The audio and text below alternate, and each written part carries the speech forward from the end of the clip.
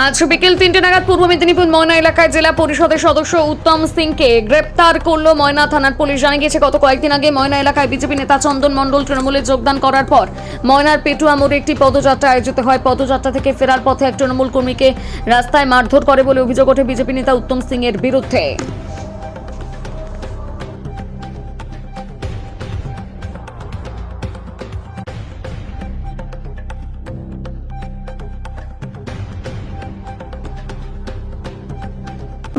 উত্তম সিংহকে অ্যারেস্ট করেছে আপনি এই ভয় দেখানোর জন্য।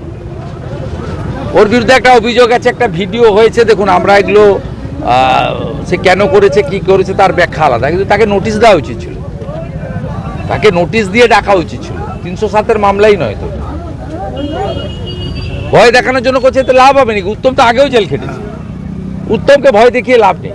লোকসভা নির্বাচনের সময় উত্তম সিং এবং গৌতম গুরুর বাড়ি ঘিরে রেখেছিল পুলিশকে, অভিজিৎ গাঙ্গুলি এসেছিলেন ওনার বাড়িতে ভোটের দিন। এগুলো করে কোনো লাভ হবে না, অসভ্যতার মতো। একটা নেতাকে তার বাড়িতে দুপুরে খেতে বসছে, পুলিশ দিয়ে ভাতের থালায় লাঠি মেরে এনেছে। সে একটা জেলা পরিষদ মেম্বার এবং এগুলো করে ভয় দেখাতে চাইছে। ভয় দেখিয়ে লাভটা কি? দাদা আজকে আপনি বিজেপি নেতা গ্রেপ্তার হলেন, কি বলবেন, কি কারণে? শুনুন, নির্বাচন এলেই মিথ্যে কেস এবং এই পুলিশি হয়রানি, এটা পশ্চিমবাংলায় তো নতুন নয়। এই পার্লামেন্ট ভোটের সময় উত্তমকে অ্যারেস্ট করেছিল, পার্লামেন্ট ভোটের সময় আমাকে পুলিশ হয়রানি দিয়ে ছুটিয়েছিল। অতএব আজকে উত্তমকে পুলিশ অ্যারেস্ট করেছে। পুলিশের যা কাজ, তাদের নবান্ন থেকে যা উক্তি হবে যে বাগচায় এই নেতাকে অ্যারেস্ট করো, সেই পরিস্থিতি তৈরি হয়েছে। আপনাদের বলতে পারি, এই যে যন্ত্রণা, পুলিশি যন্ত্রণা আমরা সহ্য করতে করতে আমাদের অলরেডি গা সওয়া হয়ে গেছে। আজকে উত্তম, আমাদের একটা মিটিং আছে, আমাদের একটি কর্মী সভা, আমাদের একটি গেস্ট হাউসে একটা কর্মী সভা ছিল। উত্তম আসছিল এবং উত্তমকে রাস্তায় অ্যারেস্ট করেছে। আমাদের এই থানার আগের দিক দিয়ে যে রোডটি, এখানে অভিযোগ বলছে যে উত্তম একজনকে কাউকে মেরেছে এবং সেই অভিযোগ মারধর করেছে। এবং সেই মারধরের, এর থেকে বড় বড় মারধর আপনাদের আমি দেখাতে পারি। মাথা ফাটিয়ে দিয়েছে, সেই সব এখনও পর্যন্ত অ্যারেস্ট হয়নি। মারধর কি এমন হয়েছে, কি ইনজুরিড হয়েছে, এখনও পর্যন্ত আমরা জানলাম না।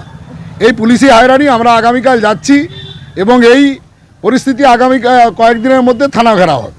এই পরিস্থিতি চলতে পারে না। এই পুলিশি সন্ত্রাস ময়নায়, নির্বাচন এলেই পুলিশের এই সন্ত্রাস, তৃণমূলের ক্ষমতা নেই যে ময়নায় এই পরিস্থিতি তৈরি করা, জিতার। এরা পুলিশ দিয়ে বারবার চেষ্টা করে জেতার।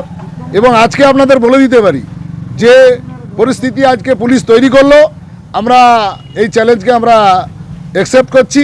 আমরা দেখব যে 26 পর্যন্ত ওনারা কতটা যন্ত্রণা দিতে পারেন আর আমরা কতটা সহ্য করতে পারি। এবং এখানে সহ্য করেও আপনাকে বললাম, যত এরা সন্ত্রাস করুক, ময়নায় 25,000-এরও বেশি ভোটে আমরা ভারতীয় জনতা পার্টি জিতছি। এই পুলিশকে বলে দিয়ে গেলাম, থানার আগের দিকে দাঁড়িয়ে আমি স্টেটমেন্ট দিচ্ছি এবং রেজাল্টের দিন দেখবেন, এটা মিলিয়ে নেবেন। আমি গৌতম গুরু, ময়না পঞ্চায়েত সমিতির বিরোধী দল নেতা।